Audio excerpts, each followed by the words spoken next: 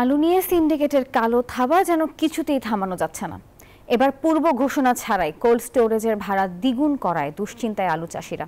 ভাড়া না কমালে আইনি ব্যবস্থা নেওয়ার কথা জানিয়েছে জেলা প্রশাসন। আর লোকসানের পাশাপাশি সংরক্ষণের অভাবে খাদ্য ঝুঁকির আশঙ্কা করছেন বিশেষজ্ঞরা।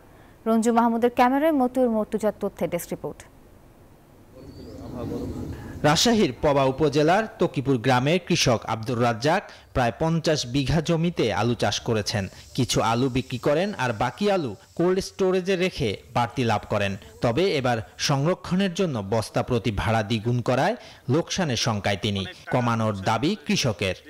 আমরা হয়তো মাঠে কম বিক্রি করে আমরা স্টোরজাত করি, এখন স্টোরজাত কিভাবে করব এত টাকা ভাড়া দিয়ে? আলুর দাম যদি কমে যায় তাহলে পরে সবই লস পূরণ করাই সম্ভব না। হিমাগার কর্তৃপক্ষ বলছে বাংলাদেশ কোল্ড স্টোরেজ অ্যাসোসিয়েশনের সিদ্ধান্ত অনুযায়ী ভাড়া বাড়ানোর বিষয়ে সবাইকে জানিয়ে দেওয়া হয়েছে। Bangladesh cold storage association banner দিয়ে দিয়েছে, 8 টাকা কেজি হিসাবে ভাড়া আদায় করা লাগবে। তবে ভাড়া না কমালে হিমাগার কর্তৃপক্ষের বিরুদ্ধে আইনি ব্যবস্থা নেওয়ার কথা বলছে জেলা প্রশাসন। যে নির্দিষ্ট হারে যদি ভাড়াটা নির্ধারণ না করে তাহলে আমরা তাদের আইনি ব্যবস্থায় যাব। যারা প্রকৃত কৃষক তাদের জন্য একটা সুবিধা তারা দিবে, এটা কতটুকু দিবে এটা কালকে জানাবে। এমন পরিস্থিতিতে কৃষকের লোকসানের পাশাপাশি সংরক্ষণের অভাবে খাদ্য ঝুঁকি সৃষ্টি হতে পারে বলে মনে করছেন বিশেষজ্ঞরা।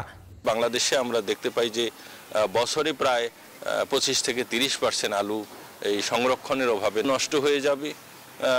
দেখা যাবে যে তখন সাপ্লাইয়ের সংকট দেখা দিবে এবং বছর শেষে আলুর দাম এখন যে দেখা যাচ্ছে 20 টাকারও কম দাম, সেটি দেখা যাচ্ছে যে হয়তো 40-50 টাকায় বছর শেষে চলে যাবে। কোল্ড স্টোরেজে আলু গুদামজাত করতে না পারে তাহলে তাদের আলু তাদের বাসায় পচবে বা নষ্ট হবে।